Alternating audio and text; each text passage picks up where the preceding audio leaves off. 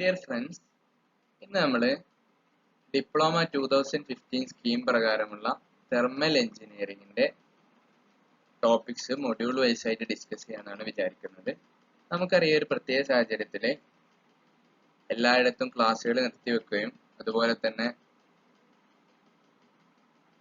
Class room study ഏകദേശം നമുക്കൊരു 10-20 ദിവസത്തേക്ക് ഈ ഒരു മാസത്തോളം ഏകദേശം ഈ മാർച്ച് കഴിയോളം നമുക്ക് എവിടെയും ലഭ്യമല്ലാത്തൊരു സാഹചര്യത്തിൽ ഏപ്രിലിൽ നമുക്കിനി എക്സാം വരികയാണെന്നുണ്ടെങ്കിൽ നേരത്തെ തയ്യാറെടുക്കാൻ ഏറ്റവും നല്ലൊരു ഉപാധി എന്നുള്ള എനിക്ക് ഓൺലൈൻ ക്ലാസ്സിനെ ഉപയോഗപ്പെടുത്തുകയാണ്. അപ്പോൾ നമ്മൾ തെർമൽ എഞ്ചിനീയറിംഗ് എന്നുള്ളൊരു ടോപ്പിക്കാണ് ഇവിടെ ഡിസ്കസ് ചെയ്യാൻ വേണ്ടിയിട്ട് പോകുന്നത്. അതിലെ ഫസ്റ്റ് മൊഡ്യൂളിലെ ഇമ്പോർട്ടൻ്റ് ആയിട്ടുള്ള കുറച്ച് തിയറികളാണ് ഇവിടെ ഇപ്പോൾ ഡിസ്കസ് ചെയ്യാൻ വേണ്ടിയിട്ട് പോകുന്നത്. തുടർന്ന് ഇനി ഫസ്റ്റ് തെർമോഡൈനാമിക്സ് എന്താന്നുള്ളതാണ് ഫസ്റ്റ് ഞാൻ ഡിസ്കസ് ചെയ്യാൻ വേണ്ടി പോകുന്നത്. തെർമോഡൈനാമിക്സ് എന്ന് പറഞ്ഞു കഴിഞ്ഞാൽ തെർമോ എന്ന് പറഞ്ഞാൽ തന്നെ തെർമൽ എന്ന് പറഞ്ഞാൽ നിങ്ങൾക്ക് കിട്ടുന്നുണ്ടാവും ഹീറ്റുമായിട്ട് ബന്ധപ്പെട്ട ടെമ്പറേച്ചറുമായിട്ട് ബന്ധപ്പെട്ട ഒരു ടേമാണ്. അപ്പോൾ ടെമ്പറേച്ചർ അല്ലെങ്കിൽ ഒന്നുകൂടി വ്യക്തമായി പറഞ്ഞു കഴിഞ്ഞാൽ ഹീറ്റ് എനർജി വ്യത്യസ്ത രൂപങ്ങളിലേക്ക് വ്യത്യസ്ത എനർജികളിലേക്ക് മാറ്റപ്പെടുകയും അതുപോലെ തന്നെ വ്യത്യസ്ത എനർജികളിൽ നിന്ന് ഹീറ്റ് എനർജിയിലേക്ക് തിരിച്ചും മാറ്റുന്ന സമയത്ത് ഉണ്ടാവുന്ന എഫക്ട്സിനെ കുറിച്ച് ഉള്ള പഠനമാണ് പൊതുവെ തെർമോഡൈനാമിക്സ് എന്ന് പറയുമ്പോൾ. ഉദാഹരണത്തിന് ഹീറ്റിനെ മാറ്റി വർക്കാക്കി മാറ്റുക, അതായത് മെക്കാനിക്കൽ എനർജി ആക്കി മാറ്റുക, മെക്കാനിക്കൽ എനർജിയെ തിരിച്ച് ഹീറ്റ് എനർജി ആക്കുക, ഇതുപോലുള്ള കാര്യങ്ങളൊക്കെയാണ് തെർമോഡൈനാമിക്സിനകത്ത് വരുന്നത്. തെർമോഡൈനാമിക്സിൽ നമ്മൾ പഠിക്കുമ്പോൾ ആദ്യമായിട്ട് വരുന്ന 4 ഇമ്പോർട്ടൻ്റ് ആയിട്ടുള്ള ടേംസ് ആണ് ഇവിടെ കൊടുത്തിട്ടുള്ളത്: system, surroundings, boundary, universe. System എന്ന് പറഞ്ഞു കഴിഞ്ഞാൽ ഒരു ഗിവൺ ടൈമിൽ നമ്മൾ പഠിക്കാൻ വേണ്ടിയിട്ട് എടുക്കുന്ന ആ ഭാഗത്തിനെയാണ് നമ്മൾ എന്ത് വിളിക്കുക? സിസ്റ്റം എന്ന് വിളിക്കുക. ഇവിടെ നിങ്ങൾക്ക് കാണാം വലതുവശത്ത് ഒരു ഫിഗർ. ആ ഫിഗറിൽ ഒരു അതിര് കാണാം, ഒരു ബൗണ്ടറി, ഇങ്ങനെ ഡോട്ടഡ് ആയിട്ട് ഒരു ബൗണ്ടറി ഇട്ടിട്ട് കാണാം. ആ അതിരിന്റെ അകത്തുള്ള കുറച്ച് നിറം കൊടുത്തിട്ടുള്ള ഹാഷ് നിറത്തിൽ കൊടുത്തിട്ടുള്ള ഭാഗമാണ് സിസ്റ്റം. അതിന്റെ പുറത്തുള്ള ഭാഗമാണ് സറൗണ്ടിങ്. അപ്പൊ നമ്മൾ പഠിക്കാൻ വേണ്ടി എടുക്കുന്ന ഭാഗം സിസ്റ്റം, അതിന്റെ പുറമേയുള്ള ഭാഗം സറൗണ്ടിങ്സ്. സറൗണ്ടിങ്സും സിസ്റ്റത്തിനെയും വേർതിരിക്കുന്ന അതിരിനെ നമ്മൾ എന്ത് വിളിക്കും? ബൗണ്ടറി എന്നും വിളിക്കും. ഇനി സിസ്റ്റവും സറൗണ്ടിങ്സും കൂടി കൂട്ടിക്കഴിഞ്ഞാൽ നമുക്ക് കിട്ടുന്ന സാധനമാണ് എന്ത്? യൂണിവേഴ്സ്. ഓക്കെ ആണെന്ന് വിചാരിക്കാണ്. അതിന്റെ നോട്ട് നിങ്ങൾക്കുണ്ട്. ഇതിപ്പോ ഒരു വീഡിയോ ആയിട്ടാണ് നിങ്ങളിപ്പോൾ ഇത് കാണുന്നുണ്ടാവുക. അപ്പോൾ നിങ്ങൾക്ക് നോട്ടായിട്ട് എഴുതിയെടുക്കേണ്ട ആളുകളൊക്കെ ഉണ്ടെന്നുണ്ടെങ്കിൽ പോസ് ചെയ്തിട്ട് ഇത് ഉപയോഗപ്പെടുത്താവുന്നതാണ്. എന്തെങ്കിലും ഡിസ്ക്രിപ്ഷൻ ആവശ്യം ഉണ്ടെങ്കിൽ മാത്രമേ അത് എക്സ്പ്ലെയിൻ ചെയ്യുള്ളൂ. ബാക്കിയുള്ളത് ഇങ്ങനെ പറഞ്ഞു പോയിരിക്കും. സിസ്റ്റം എന്ന് പറഞ്ഞു കഴിഞ്ഞാൽ portion we consider for study at any given instant of time. Surroundings എന്ന് പറഞ്ഞു കഴിഞ്ഞാൽ anything other than system is called surroundings. Boundary എന്ന് പറഞ്ഞു കഴിഞ്ഞാൽ it is a separation between system and surroundings. Universe എന്ന് പറഞ്ഞു കഴിഞ്ഞാൽ system plus surroundings equal to universe. Okay. ഇനി സിസ്റ്റത്തിനെ നമ്മൾ പലതായിട്ട് തിരിച്ചിട്ടുണ്ട്. പ്രധാനപ്പെട്ട 3 open system, closed system, isolated system. Open system, closed system, isolated system 3 പ്രധാനമായിട്ടുള്ളത്. അതിൽ ഓപ്പൺ സിസ്റ്റം എന്താന്നുള്ളതാണ് നമ്മൾ ആദ്യം ഡിസ്കസ് ചെയ്യാൻ വേണ്ടിയിട്ട് പോകണം. Open system. ഓപ്പൺ സിസ്റ്റം എന്ന് പറഞ്ഞു കഴിഞ്ഞാൽ ഇവിടെ നിങ്ങൾക്ക് മുകളിലൊരു ഫിഗർ കാണാം, ഇവിടെ ഒരു ഫിഗർ കാണാം. ഈ ഒരു ഫിഗർ നോക്കുക. ഈ ഫിഗറിൽ ഈ നീല നിറത്തിലുള്ള ബൗണ്ടറിക്ക് അകത്തുള്ള ഭാഗം സിസ്റ്റമാണ്, അതിന്റെ പുറത്തുള്ള ഭാഗം സറൗണ്ടിങ്സ് ആണ്. അപ്പൊ സിസ്റ്റവും സറൗണ്ടിങ്സും തമ്മിൽ 2 കാര്യങ്ങൾ കൈമാറ്റം ചെയ്യപ്പെടുന്നത് ഇവിടെ ഇങ്ങനെ ആരോ മാർക്ക് വഴി കാണിച്ചിട്ടുണ്ടാവും. ഒന്ന് മാറ്റർ ആണ്, രണ്ടാമത്തത് ഹീറ്റ് ആണ്. അതായത് മാറ്റർ എന്ന് പറഞ്ഞു കഴിഞ്ഞാൽ എന്ത് തന്നെയാണ്? മാസ് തന്നെയാണ്. മാസിനെ വിളിക്കുന്ന മറ്റൊരു പേരാണ് എന്ത്? നമ്മള് മാറ്റർ എന്ന് പറയുന്നത്. അപ്പൊ മാസും ഹീറ്റ് എന്ന് പറയുന്നത് എന്താണ്? എനർജിയാണ്. അപ്പൊ മാസും എനർജിയും സിസ്റ്റവും സറൗണ്ടിങ്സും തമ്മിൽ കൈമാറ്റം ചെയ്യപ്പെടുന്നുണ്ട്. അതാണ് ഓപ്പൺ സിസ്റ്റം എന്ന് ഉദ്ദേശിക്കുന്നത്. Can exchange matter, can exchange heat energy. ഇനി അടുത്തത് ക്ലോസ്ഡ് സിസ്റ്റം ആണ്. ക്ലോസ്ഡ് സിസ്റ്റം എന്ന് പറഞ്ഞു കഴിഞ്ഞാൽ അടച്ചു വെച്ചൊരു പാത്രം പോലെ, അടച്ചു വെച്ചൊരു ഗ്ലാസ് പോലെയാണ് ക്ലോസ്ഡ് സിസ്റ്റം. അപ്പോൾ നമുക്കറിയാം, അടച്ചു വെച്ചൊരു ഗ്ലാസ് കുറച്ച് കഴിയുമ്പോൾ ചൂടാറും. കാരണം ഹീറ്റ് എനർജി പുറത്തോട്ട് പോകുന്നുണ്ട്. പക്ഷെ ആ ഗ്ലാസ്സിലെ ചായയൊന്നും എന്താവില്ല, നീരാവിയായിട്ട് പുറത്തു പോകില്ല, കാരണം അടച്ചു വെച്ചതുകൊണ്ട്. ഇപ്പൊ മാസ് കൈമാറ്റം ചെയ്യപ്പെടുന്നില്ല, ഹീറ്റ് കൈമാറ്റം ചെയ്യപ്പെടുന്നുണ്ട്. ഇപ്പൊ ക്ലോസ്ഡ് സിസ്റ്റത്തിന്റെ പ്രത്യേകത, ഒരു ക്ലോസ്ഡ് സിസ്റ്റത്തിൽ മാറ്റർ എക്സ്ചേഞ്ച് ചെയ്യപ്പെടുന്നില്ല, പകരം ഹീറ്റ് എനർജി എക്സ്ചേഞ്ച് ചെയ്യപ്പെടുന്നുണ്ട്. ഇനി അടുത്തത് ഐസൊലേറ്റഡ് സിസ്റ്റം ആണ്.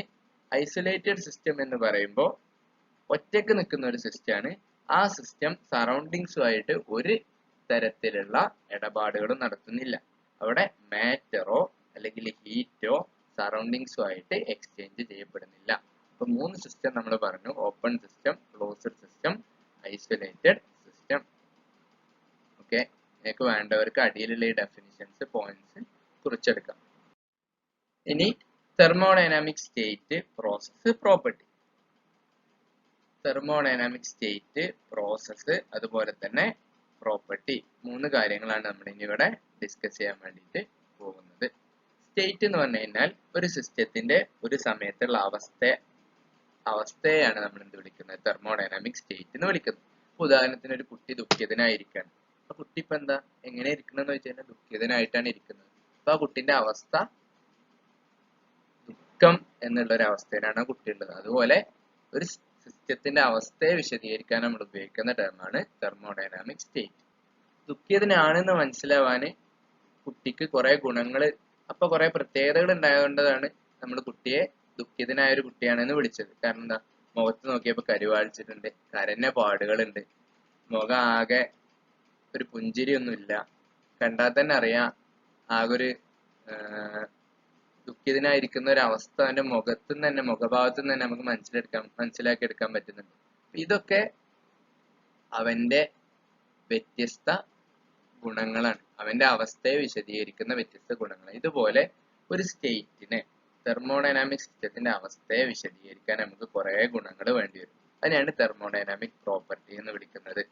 തെർമോഡൈനാമിക് പ്രോപ്പർട്ടി എന്ന് പറഞ്ഞാൽ മെഷറബിൾ, അളന്നെടുക്കാനോ അല്ലെങ്കിൽ ഒബ്സർവബിൾ, നിരീക്ഷിച്ച് കണ്ടുപിടിക്കാനോ പറ്റുന്ന ക്യാരക്ടറിസ്റ്റിക്സ് എന്ന് പറഞ്ഞ പ്രത്യേകതകളെയാണ്. സിസ്റ്റത്തിന്റെ അളന്നെടുക്കാനോ അല്ലെങ്കിൽ നിരീക്ഷിച്ചോ കണ്ടുപിടിക്കാൻ പറ്റുന്ന പ്രത്യേകതകൾക്ക് വിളിക്കുന്ന പേരാണ് പ്രോപ്പർട്ടീസ്. ബാക്കി നിങ്ങളത്തിൽ ഡെഫിനിഷൻ ഉണ്ടാവും, നിങ്ങൾ സിമ്പിൾ ആയിട്ട് ഇത് പഠിക്കാം.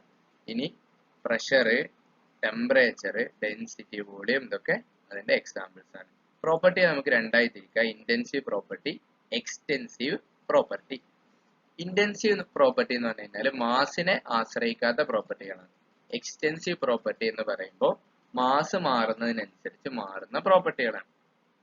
ഇന്റൻസീവ് പ്രോപ്പർട്ടിക്ക് എക്സാമ്പിളുകളാണ് ടെമ്പറേച്ചർ, പ്രഷർ, ഡെൻസിറ്റി പോലുള്ളവ. അതായത് മാസ് മാറുന്നതിനനുസരിച്ച് ഈ വാല്യൂസ് ഒന്നും മാറില്ല. എക്സ്റ്റെൻസീവ് പ്രോപ്പർട്ടിക്ക് എക്സാമ്പിൾ ആണ് വോളിയം, എനർജി പോലുള്ള കാര്യങ്ങൾ. ഇനി ലാസ്റ്റ് നമുക്ക് പഠിക്കാൻ ബാക്കിയുള്ളത്, നമ്മൾ സ്റ്റേറ്റ് പറഞ്ഞു, പ്രോപ്പർട്ടി പറഞ്ഞു, ഇനി നമുക്ക് ബാക്കിയുള്ളത് പ്രോസസ് ആണ്. നേരത്തെ എക്സാമ്പിൾ തന്നെ എടുക്കുക. ദുഃഖത്തോടു കൂടി ഇരുന്ന ഒരു കുട്ടി കുറച്ച് കഴിഞ്ഞപ്പോൾ സന്തോഷവാനായി കാണപ്പെട്ടു എന്ന് വിചാരിക്കാം. ദുഃഖിതനായ കുട്ടീനെ കുട്ടികളെ കൂടി തമാശ പറഞ്ഞ് നല്ല ഹാപ്പി മൂഡിലേക്ക് മാറ്റിയെന്ന് വിചാരിക്കാം. അപ്പൊ അങ്ങനെയാണെന്നുണ്ടെങ്കിൽ അവൻ ആദ്യം ഇനീഷ്യൽ സ്റ്റേറ്റ് ദുഃഖിതനായിട്ടായിരുന്നു ഉണ്ടായിരുന്നത്. എന്നിട്ട് അവൻ ഫൈനൽ സ്റ്റേറ്റ് മറ്റൊരവസ്ഥയിലേക്ക് എത്തി, സന്തോഷവാനായ ഒരു അവസ്ഥയിലേക്ക് എത്തി. അതായത് അവന്റെ സ്റ്റേറ്റ് മാറി. ഇതുപോലെ ഇത് തെർമോഡൈനാമിക്സിലേക്ക് കൊണ്ടുവരിക. ആദ്യം ഒരവസ്ഥയിലായിരുന്നു ഉണ്ടായിരുന്നത്, അവിടുത്തെ പ്രഷറും വോളിയം ഇതായിരുന്നു. അതിൽ നിന്ന് എന്തൊക്കെയോ ചേഞ്ചസ് സംഭവിച്ച സമയത്ത് അത് പുതിയൊരവസ്ഥയിലെത്തി. അതാണ് ഫൈനൽ സ്റ്റേറ്റ്. ആ ഫൈനൽ സ്റ്റേറ്റിലെ പ്രഷറും വോളിയം ഒക്കെ മാറ്റുണ്ട്. അപ്പൊ ഇങ്ങനെ അവസ്ഥ മാറുന്നതിനെയാണ്, ഇനീഷ്യൽ സ്റ്റേറ്റിൽ നിന്ന് മറ്റൊരു സ്റ്റേറ്റിലേക്ക് എത്തുന്നതിനെയാണ് തെർമോഡൈനാമിക് പ്രോസസ് എന്ന് നമ്മൾ വിളിക്കുന്നത്. ഇനി അങ്ങനെ ഒരവസ്ഥയിൽ നിന്ന് മറ്റൊരവസ്ഥയിലേക്ക് എത്തുമ്പോൾ പിന്നിട്ടൊരു വഴി ഉണ്ടാവുമല്ലോ. ഇപ്പൊ ഇവിടെ നിങ്ങൾക്ക് നീല നിറത്തില് ഒരു വഴി കാണാം. അതിനെയാണ് എന്ത് വിളിക്കുന്നത്? പാത്ത് എന്ന് നമ്മൾ വിളിക്കുന്നത്. ആ പിന്നിട്ട വഴിനെയാണ് നമ്മൾ പാത്ത് എന്ന് വിളിക്കുന്നത്. ഓക്കെ, ഇനി നമുക്ക് ഒരുപാട് ടോപ്പിക്സ് ഡിസ്കസ് ചെയ്യാനുണ്ട് ഇതില്. അതിൽ ഇമ്പോർട്ടൻ്റ് ആയ ഒന്നുകൂടി പറഞ്ഞ് അവസാനിപ്പിക്കുകയാണ് പോയിന്റ് ഫംഗ്ഷൻ, അതുപോലെ തന്നെ പാത്ത് ഫംഗ്ഷൻ. ഇവിടെ പോയിന്റ് ഫംഗ്ഷനെ വിളിക്കുന്ന മറ്റൊരു പേരാണ് സ്റ്റേറ്റ് ഫംഗ്ഷൻ. താഴെ എഴുതിയിട്ടുണ്ട്, other name of point function is state function. Path ഫംഗ്ഷനും പോയിന്റ് ഫംഗ്ഷനും അല്ലെങ്കിൽ സ്റ്റേറ്റ് ഫംഗ്ഷനാണ് നമ്മളിവിടെ പറയാൻ പോകുന്നത്. തെർമോഡൈനാമിക്സുമായി ബന്ധപ്പെട്ട എന്തെങ്കിലും ഒരു കാര്യമാണ് വിചാരിക്കുക. അത് പിന്നിട്ട വഴിയെ ആശ്രയിച്ചാണ് ഇരിക്കുന്നത് വിചാരിക്കുക. ഒന്നിൽ നിന്ന് രണ്ടിലേക്ക് ഇവിടെ രണ്ട് വഴിയിലൂടെ വരാം. ഒരു എക്സാമ്പിൾ ഞാൻ പറയുകയാണെങ്കിൽ ഒന്നിൽ നിന്ന് രണ്ടിലേക്ക് 1A2 ഇതുവഴി നമുക്ക് വരാം, അല്ലെങ്കിൽ 1B2 ഇതുവഴിയും രണ്ടിൽ എത്തിച്ചേരാം. എങ്ങനെ വന്നു കഴിഞ്ഞാലും രണ്ടിലെത്തുന്ന സമയത്തിലെ വോളിയം എന്താണ്? V2 ആണ്. നമുക്കറിയാം രണ്ടിലെത്തുന്ന സമയത്തിലെ വോളിയം എന്താണ്?